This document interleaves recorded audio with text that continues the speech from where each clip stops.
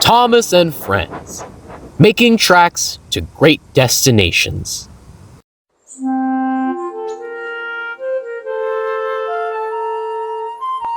Dear Christopher, here is your friend, Thomas the Tank Engine. He wanted to come out of his station yard and see the world. These stories tell you how he did it. I hope you will like them because you helped me to make them. Your loving, Daddy.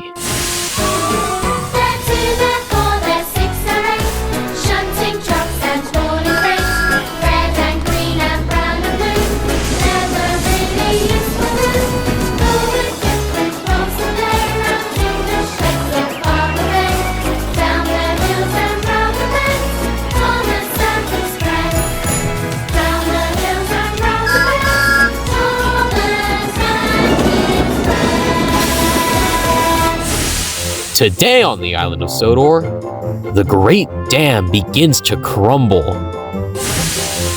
Next, Bill and Ben hear strange noises at the quarry.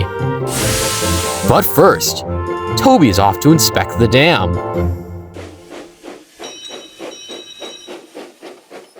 It had been raining for weeks. Toby was feeling miserable. Everywhere was wet, wet, wet. His branch line runs through a village. The water and the river had risen with the rain.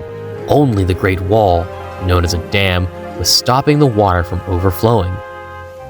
Percy arrived just as Toby was about to inspect the dam for any damages. "Driver tells me it might be dangerous up there. Please be careful, Toby," said Percy. "I'll try," replied Toby bravely.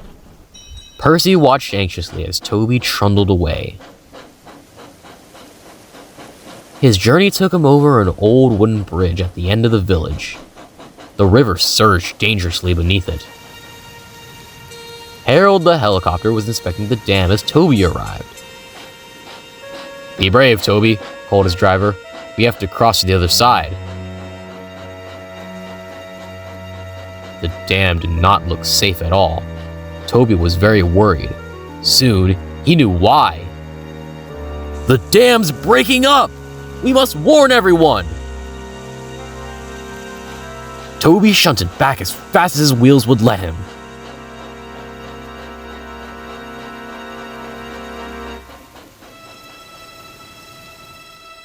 Percy was waiting anxiously for Toby by the bridge. The river had risen so high that the bridge was in danger of collapsing. "The dam's breaking up! We must find high ground!" shouted Toby's driver. "Your only chance is to cross the bridge," called Percy. "It doesn't look very safe to me," wailed Toby. "It's our only chance," said his driver. "If the dam breaks, we're done for."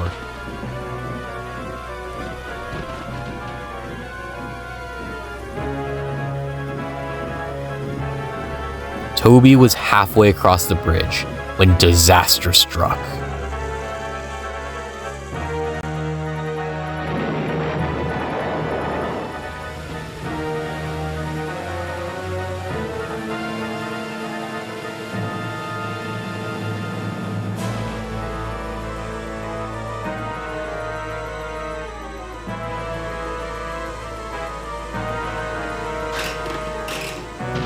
"Help!"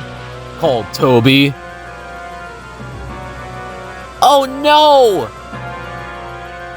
"We'll follow him on our line. It meets the river further down."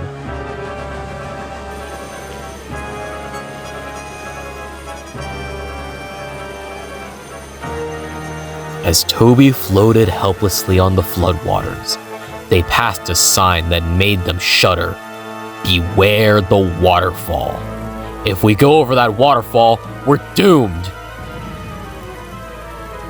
Then they saw Harold, who swooped low and shouted urgently to them. "We're going to drop a rope to you. Attach it to yourself. Quickly now."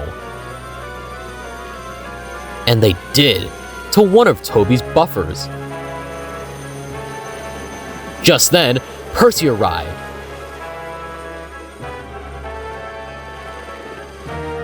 Harold flew over to him. "Catch the rope and pull Toby to safety," he called.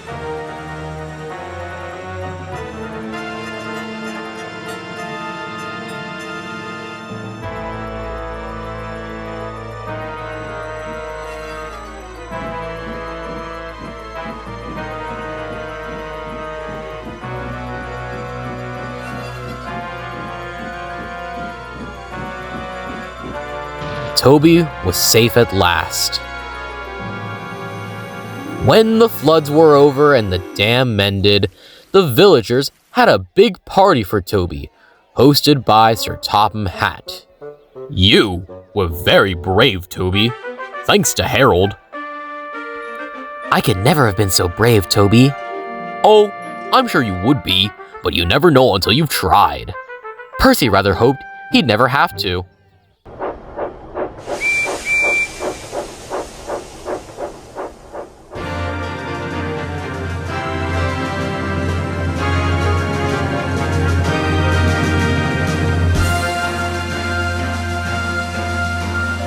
Who do you call when the chips are down? When your back is against the wall? When there's no way out and time is running out and you're heading for a fall? High in the sky, suddenly comes the hero. You can rely on him. Harold the helicopter, pride of the skies, bursts to the rescue, should help be required. Harold the helicopter, brave is he, courage is his name. So look to the skies, should danger arise. Look to the skies, for Harold will be there. He is a natural hero, he is guardian of the skies, and down through the years there are many tales of his courage in the skies. Out from the clouds, suddenly comes the hero. We recognize that sound. Harold the helicopter, pride of the skies, bursts to the rescue, should help be required. Harold the helicopter, brave is he, courage is his name. So look to the skies, should danger arise. Reach for the skies, for Harold will be there.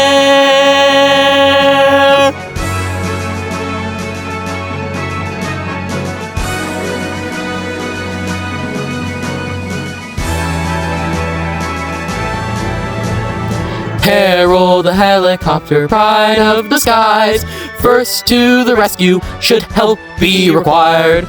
Harold the helicopter, brave is he, courage is his name. So look to the skies, see how he flies. You can rely, for Harold will be there.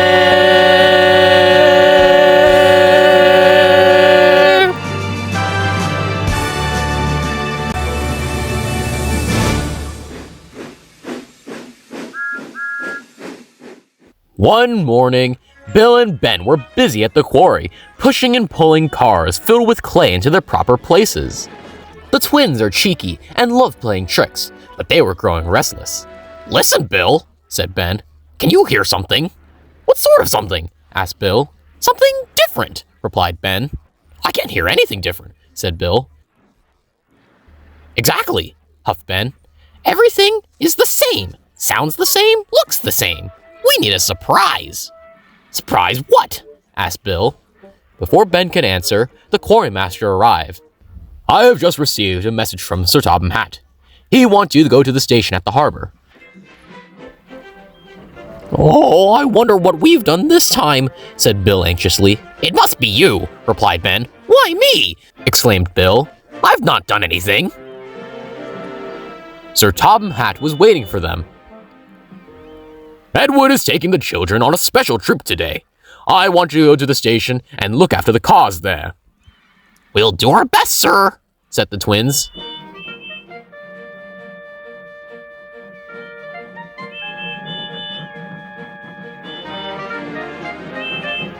Gordon spoke severely to them. "You must behave here. You're on the main line now." "Actually, Gordon," giggled Ben, "when we saw you, we thought this was the scrapyard." Gordon was cross. "Just make sure my coach is all ready for my evening train." And he fumed away. The twins laughed and set to work. "This is easy," they said to each other. "We know all about cars." But I'm afraid they didn't. "No need for that," shouted the cars as the twins pushed them into place. "We'll show you around. We want to help." "Thank you very much," said Bill and Ben. The cars giggled and began their tricks. Evening came. The yard was in a dreadful muddle. The twins had let the cars tell them where to put things. Gordon and the passengers waited impatiently outside the station, while Bill and Ben tried to sort things out.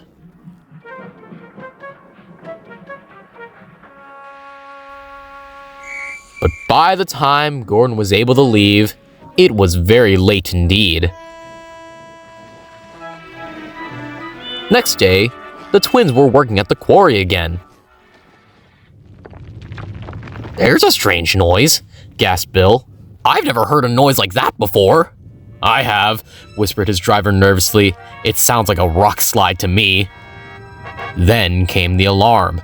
"Danger! Clear the quarry!" shouted the quarry master. Workmen scrambled into the cars. "Thank goodness we're here," said the twins. They were just puffing out of the quarry when, "Help! Wait for me!"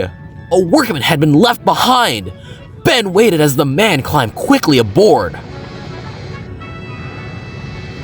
The twins left the quarry just in time.